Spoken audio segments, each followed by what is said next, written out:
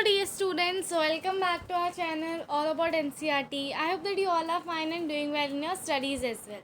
Dear students, जैसा कि आप लोग जानते ही हैं कि क्लास 9th में हिस्ट्री में मैं ऑलरेडी पहला चैप्टर जो कि था हमारा प्यारा सा चैप्टर फ्रेंच रिवॉल्यूशन ऑलरेडी करा चुकी हूँ। आज हम लोग क्लास 9th हिस्ट्री का सेकंड चैप्टर जो कि है socialism in Europe and Russian revolution, ये वाला चैप्टर करेंगे। डियर स्टूडेंट, बिलीव इन मी, ये चैप्टर बहुत ही ज़्यादा इंटरेस्टिंग है अगर आप इसे कहानी के तौर पे पढ़ोगे। बस ऐसा नहीं है कि हर चीज़ आप लोग लाइन बाय लाइन रट रहे हो, इंग्लिश में लिखा है उसको रट लिया, एग्ज़ाम में लिख के आगे नहीं। आप ये जो चैप्टर होते हैं ना हिस्ट्री के, इनको समझकर पढ़ने की कोशिश कीजिए किया कीजिए, क्योंकि डियर स्टूडेंट जो हिस्ट्री के चैप्टर्स होते हैं ना, अगर आप एक बार उनकी कहानी समझ गए ना, आपके लिए हिस्ट्री के क्वेश्चन आंसर्स करने में आपको कोई दिक्कत नहीं आएगी, है ना।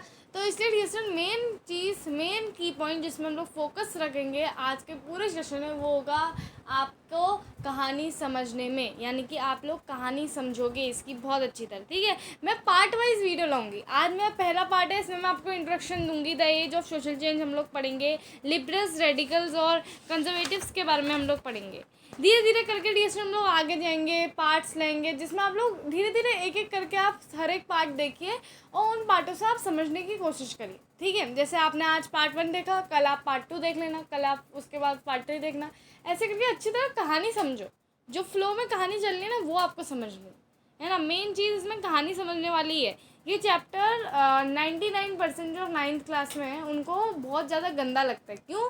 क्योंकि भाई इतना बड़ा चैप्टर है, पहले तो 20-20 पन्नों का, ऊपर से जो है इतनी सारी चीज़ें याद भी नहीं रखी जाती। इसलिए डियर स्टूडेंट इस चीज़ के लिए आप फ्लो चार्ट बना सकते हो या फिर इस चैप्टर को कहानी के तौर पे समझने की कोशिश करो। ठीक है, आई होप ये सारी चीज़ें जो मैंने आपको बताई ये क्लियर हो गई होंगी, क्योंकि 9th और 10th में डियर स्टूडेंट सिर्फ रट के SST में आप लोग मार्क्स नहीं ला सकते।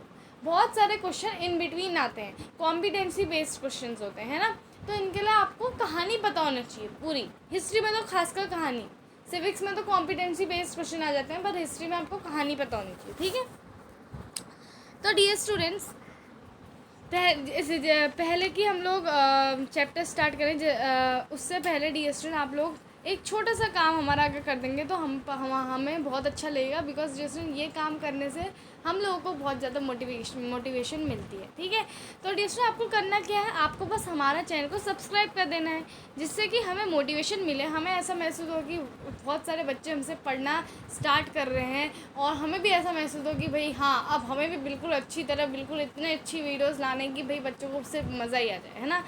तो डियर स्टूडेंट्स चलिए कर लेते हैं चैप्टर स्टार्ट। तो बहुत इंटरेस्टिंग वे में मैं आपको इसको पढ़ाऊँगी, बिल्कुल बोरिंग फील नहीं होगा, लाइन बाय लाइन एक्सप्लेनेशन हम लोग देखेंगे। ठीक है, तो 3 मिनट तो मैंने आपको पूरा अच्छी तरह समझाने में लगा दिए। चलो स्टार्ट कर लेते हैं। ठीक है, the age of social change. In the previous chapter, you have read about powerful ideas of freedom and equality that circulated in Europe after the French Revolution. देखो डियर फ्रेंड, चैप्टर जो है आपको जो रीड करना है ना, पूरा French revolution से रिलेट करते हुए रीड करना है। फ्रेंच रिवॉल्यूशन में आपको पता है क्या क्या हुआ, किंग लुइस 16 थे, कैसे वहाँ पे नेशनल असेंबली आई, कैसे जो फ्रांस है वो डेमोक्रेसी की तरफ आगे बढ़ा, क्या क्या चेंजेस वहाँ हुए, वुमेंस ने क्या रिवॉल्यूशन करा, रिवॉल्यूशन एवरीडे लाइफ में क्या हुआ, ये सारी चीज़ें आपको फ्रेंच रिवॉल्यूशन में ऑलरेडी मैं पढ़ा चुकी हूँ। नहीं पढ़ा है, जाओ प्लेलिस्ट खोलो क्लास 9th हिस्ट्री की और वहाँ से चैप्टर निकाल के पढ़ लो। कोई झंझट नहीं है, प्लेलिस्ट वाले ऑप्शन में दबाना है, सारी प्लेलिस्ट सामने आ जाएंगी क्लास 9th की। क्लास 9th की हिस्ट्री वाली प्लेलिस्ट में टिक करो, आपको सारे वीडियोस अवेलेबल हो जाएंगे, है ना। तो चलिए डियर स्टूडेंट, इस चैप्टर को आपको पूरा फ्रेंच रिवॉल्यूशन से रिलेट करते हुए चलना है। ठीक है, The French Revolution opened up the possibility of creating dramatic changes in the way in which society was structured. As you have read before, in the 18th century, society was broadly divided into states and orders, and it was aristocracy and church which controlled economy and social power. Suddenly, after the revolution, it seemed possible to change this. In many parts of the world, including Europe and Russia, new ideas about individual rights and who controls social power began to be discussed. In India, Raja Ram Mohan Roy and De Rosio talked about significance of French Revolution, and in many others debated the ideas of post-revolutionary Europe. The developments in colonies, in turn, reshaped these ideas of social changes. ठीक है। अब देखो dear students, French revolution ने कहीं ना कहीं, जब आपने प्रीवियस चैप्टर पढ़ा, फ्रेंच रिवॉल्यूशन जो था डियर्स में, उसने कम से कम पॉसिबिलिटी तो ओपन कर दी थी। जो ये फ्रेंच रिवॉल्यूशन है ना, ये बहुत इंपॉर्टेंट है। इसने बताओ क्या करा था, इसने पॉसिबिलिटी ओपन करी थी कि एक सोसाइटी को किस तरह बहुत सारे चेंजेस लाके डेमोक्रेटिक बनाया जा सकता है, या फिर अगर आप मोनार्की है आपकी कंट्री में, तो किस तरह आप अपनी कंट्री को एक डेमोक्रेसी के पाथ में ले जा सकते हो। भाई फ्रेंच रिवॉल्यूशन ने सबसे बड़ा काम करा ना, वो यही करा कि उसने भाई पॉसिबिलिटीज जो है ना ओपन कर दी। और बस पॉसिबिलिटी ओपन हो गई तो दूसरे कंट्री वालों ने सोचा कि भाई इन्होंने तो कर लिया अपना काम, हम लोग क्यों नहीं करें, हम लोग भी अपनी कंट्री में सुधार लाते हैं। तो और लोग भी जो है अपनी कंट्री में सुधार लाने के लिए डिफरेंट थिंग्स करने लगे। ठीक है, तो आपको पता है कि 18th सेंचुरी में क्या होता था, स्टेट्स में कंट्री डिवाइडेड होती थी, फर्स्ट सेकंड थर्ड स्टेट होता था, और जो भी ऑर्डर्स वगैरह थे, वो चर्च भी अपना कंट्रोल, चर्च के पास भी बहुत सारा कंट्रोल था, लैंड थी, प्रॉपर्टी थी, किंग जो था सब चीज़ कंट्रोल करता था, है ना, इकोनॉमी और पावर वगैरह सब। उसके बाद जब रिवॉल्यूशन आया तो ऐसा पॉसिबल हो गया कि हम इन सब चीज़ों को चेंज कर सकते हैं। और बहुत सारे पार्ट में, यूरोप और एशिया में, ये जो रिवॉल्यूशन है ना, इसके आइडियाज़ जो है ना फैलने लग गए। राजा राम मोहन रॉय, इंडिया की बात करें तो राजा राम मोहन रॉय, और आपके एक डीरोजियो एक टीचर थे इंडिया में ही, आपने पढ़ा होगा क्लास 8th में आई थिंक, डीरोजियो के बारे में, इनके बारे में आई थिंक थोड़ा सा ग्लिम्स आपको दे रखा है। ठीक है, तो ये बेसिकली बताऊँ, 18th सेंचुरी के टाइम के टीचर थे, है ना, या प्रोफेसर आप कह सकते हो। ठीक है, कोई स्कूल था उसमें पढ़ाते थे जब ब्रिटिश ऑलरेडी इंडिया में आ चुके थे, तब की बात है ना, बहुत पहले की। और इनके मन में भी फ्रेंच रिवॉल्यूशन से बहुत सारी चीज़ें, बहुत सारे आइडियाज़ है कि भाई किस तरह हम लोग इंडिया को इंडिपेंडेंट बना सकते हैं, क्या क्या चीज़ कर सकते हैं। बिकॉज फ्रेंच रिवॉल्यूशन में, फ्रांस में जब रिवॉल्यूशन आया था तो सब देशों को इतना तो पता चल गया था कि भाई ये तो पॉसिबल है कि हम चेंज ला सकते हैं, है ना डियर स्टूडेंट। तो कहीं ना कहीं यही सारी चीज़ें चल रही थी। अब देखो नेक्स्ट हम लोग पैराग्राफ पढ़ते हैं। Not every one in Europe however wanted a complete transformation of society. Responses varied from those who accepted and some changes was necessary but wish for a gradual shift to those who wanted a restructure the society radically.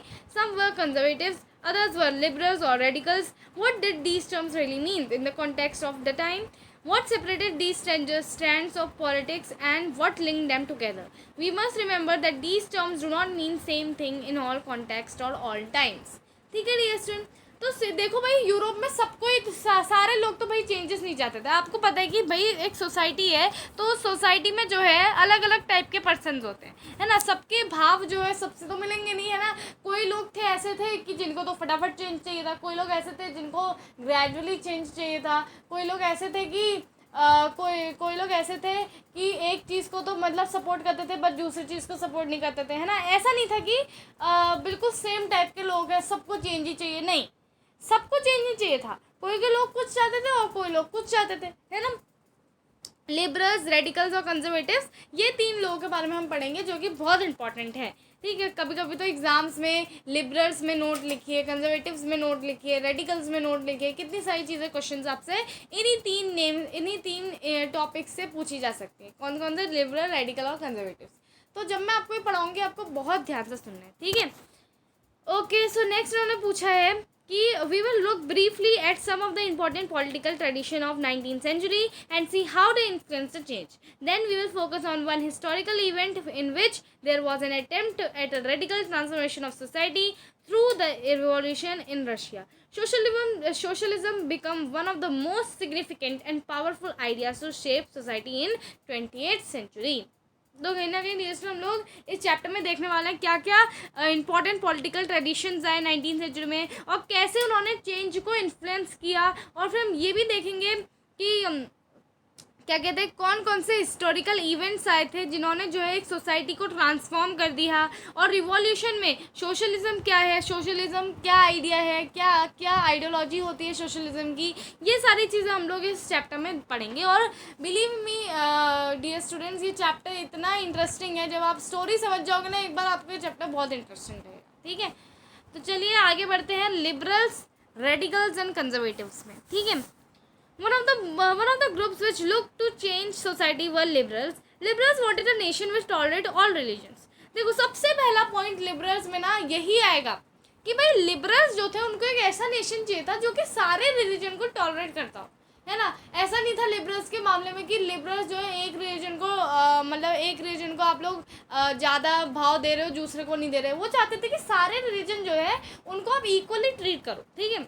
ऐसा nation उनको चाहिए था जहाँ पे सारे religion जो है follow हों, सारे रिलीजन को नेशन टॉलरेट करे। We should remember that at this time European states usually discriminated favour of one religion to or another, क्योंकि रिएक्शन देखो जो यूरोपियन सोसाइटी थी उस टाइम पे मतलब पुराने समय में, तो वो एक रीजन को मतलब फेवर करती थी, दूसरे को डिस्क्रिमिनेट करती थी, है ना। Britain for favoured the Church of England, Austria and Spain favoured Catholic church, मतलब ये सारे बहुत सारे डिस्टिंक्शंस थे, ठीक है। Liberals also oppose uncontrol power of dynastic rulers. Liberals कहीं ना कहीं क्या अपोज करते थे, ये भी अपोज करते थे कि भाई सारी पावर जो है रूलर्स के पास है, उनको मोनार्की नहीं चाहिए थी, ठीक है। They wanted to safeguard rights of individual against government. They argued for representative elected parliamentary government. तो वो भाई कहीं ना कहीं रिप्रेजेंटेटिव इलेक्टेड पार्लियामेंट्री गवर्नमेंट की चाह करते थे, यानी कि उनको एक गवर्नमेंट चाहिए थी। Subject to laws interpreted by well train judiciary that was independent of rulers and official. और वो एक वेल ट्रेन जुडिशरी भी चाहते थे जो कि रूलर्स और बाकी चीज़ों के द्वारा जो है इन्फ्लुएंस नहीं है या फिर उनके कंट्रोल में नहीं है, उनको इंडिपेंडेंट जुडिशरी चाहिए थी बेसिकली। लेकिन वो डेमोक्रेट्स नहीं थे डियर स्टूडेंट। क्यों नहीं थे डेमोक्रेट्स? बहुत सारे पेपर्स में क्वेश्चन आता है why liberals were not democrats. Dear student इसलिए नहीं थे बिकॉज वो हर कोई को नहीं चाहते थे कि हर कोई वोट डाले। वो सिर्फ चाहते थे मेन जिनके पास प्रॉपर्टी है सिर्फ वो ही वोट डालेंगे। वो वुमेन्स को बिल्कुल सपोर्ट नहीं करते थे, वो नहीं चाहते थे कि वुमेन्स भी वोट डाले, नहीं। और वो चाहते थे सिर्फ मेन जिनके पास प्रॉपर्टी है सिर्फ वो वोट करें, ठीक है। They did not believe in universal adult franchise, that is every right of every citizen to vote. They felt men of property mainly should have vote. They also did not want women for vote, ठीक है। तो वो women's को भी vote डालने का जो है इतना उनको नहीं वो चाहते थे, ठीक है। अब नेक्स्ट आ जाते हैं हम लोग आगे। In contrast radical wanted a nation in which government was based on majority of peace countries population. और उसके मतलब अगर हम अलग मतलब रेडिकल्स की बात करें डियर स्टूडेंट्स, तो रेडिकल को ऐसी गवर्नमेंट चाहिए थी जो कि मेजॉरिटी ऑफ कंट्रीज पॉपुलेशन पे बेस्ड हो, ठीक है। Many supported women suffragette movements. तो मतलब बहुत सारे रेडिकल्स होते कहीं ना कहीं वुमेन्स को भी सपोर्ट करते थे, और उनका कहना ये नहीं था कि भाई वुमेन्स वोट नहीं डाल सकती, वो चाहते थे कि वुमेन्स भी वोट डालें, ठीक है। नेक्स्ट हम लोग आगे बढ़ते हैं। Unlike liberals they oppose the privileges of great land owners and wealthy factory owners, ठीक है। तो लिबरल्स की मतलब लिबरल्स के जैसे नहीं थे रेडिकल्स, वो कहीं ना कहीं जो है अपोज करते थे प्रिविलेजेस जो कि ग्रेट लैंड ओनर्स या वेल्दी फैक्ट्री ओनर्स जो है उनके पास होते थे। वो जो है कहीं ना कहीं प्राइवेट प्रॉपर्टीज़ के अगेंस्ट नहीं थे, लेकिन जैसे उनका मानना ये था कि भाई प्रॉपर्टी जो है पूरा एक ही के हाथ में कॉन्सेंट्रेटेड नहीं रहनी चाहिए। वो चाहते थे कि मतलब वो ऐसा नहीं कहते थे कि भाई प्राइवेट प्रॉपर्टी आप बिल्कुल ही कैंसिल कर दो, नहीं प्राइवेट प्रॉपर्टी किसी के पास नहीं होगी। बस रेडिकल्स इतना चाहते थे डियर स्टूडेंट्स कि जो प्रॉपर्टी है एक ही के हाथ में कॉन्सेंट्रेटेड ना रहे, है ना। तो आई होप आपको रेडिकल का पार्ट भी समझ में आ गया होगा। Conservatives were opposed to radicals and liberals after the French Revolution. However, even conservatives had opened their mind to need for change. Earlier in 18th century, conservatives had been generally opposed to the idea of change. By 19th century, they accepted that some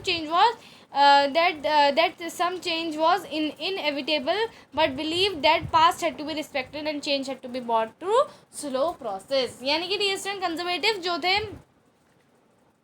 वो जो थे oppose करते थे radicals और liberals, क्योंकि dear जो conservatives थे ना, अभी एक चीज़ सुनना है, ये जो कंजर्वेटिव्स थे ना, कंजर्वेटिव्स ये लोग जो थे ना, ये लोग बताओ किंग ऐसी वाली फैमिलीज से बिलोंग करते थे, इनका तो रूल चल ही रहा था, है ना। तो ये लोग तो कोई चेंजेस चाहेंगे नहीं है, तो ऑब्वियसली यही चाहेंगे ना कि सारी पावर हमारे पास ही रहे, है ना। तो ये लोग चाहते थे कि भाई कहीं ना कहीं जो है कंजर्वेटिव्स मतलब फ्रेंच रिवॉल्यूशन के बाद, क्योंकि फ्रेंच रिवॉल्यूशन हो गया था और बहुत सारी कंट्रीज़ में ये बात फैल गई थी कि भाई अगर हम लोग चाहें तो हम लोग चेंज ला सकते हैं सोसाइटी में। तो अब लिबरल्स ने भी अपना माइंड ओपन कर लिया, मतलब कंजर्वेटिव्स ने भी अपना माइंड ओपन कर लिया था कि भाई अब तो भाई चेंज आके रहेगा, हम लोग रोक नहीं सकते हैं। क्योंकि उनको ऐसा लगा कि भाई कोई कोई चेंज ऐसे हैं सोसाइटी में जो कि इनएविटेबल है। इनएविटेबल डिएस्टेंट मतलब होता है कि जिनको हम लोग रोक नहीं सकते, जो कि आके ही रहेंगे, है ना। तो इसलिए उन्होंने कहा कि भाई ठीक है आप चेंज लाओ, बट बहुत स्लो प्रोसेस से लाओ और पास्ट को रिस्पेक्ट करते हुए चेंज लाओ। यानी कि उनका कहने का मतलब यही है कि भाई आप लोग ऐसा चेंज में लाने का चक्कर मत करो और हमें ही पावर में रहने दो। ठीक है, आई होप समझ में आ गया होगा। तो dear student, such differing ideas about societal change clashed during social and political turmoil that followed the French Revolution. The various attempts at revolution and national transformation in 19th century have defined both the limits and potential of these political tendencies. तो dear student, ये because इतने सारे diverting ideas थे, कोई कुछ कह रहा था, कोई कुछ कह रहा था, इससे कहीं ना कहीं क्लैश होते थे सोसाइटी में, है ना। और फ्रेंच रिवॉल्यूशन के बाद, क्योंकि भाई फ्रेंच रिवॉल्यूशन के बाद ही तो लोगों के अंदर ये मानसिकता है कि भाई हाँ अगर हम चाहें तो हम लोग चेंज ला सकते हैं, है ना। तो बहुत सारे अटैम्प्ट्स ये लोग मतलब करते थे, बहुत सारी चीज़ें ये लोग जो है कहीं ना कहीं इन्होंने फॉलो करी। अभी आप चैप्टर में आगे पढ़ोगे, ठीक है ना, मतलब कहीं ना कहीं चेंज आके रहा।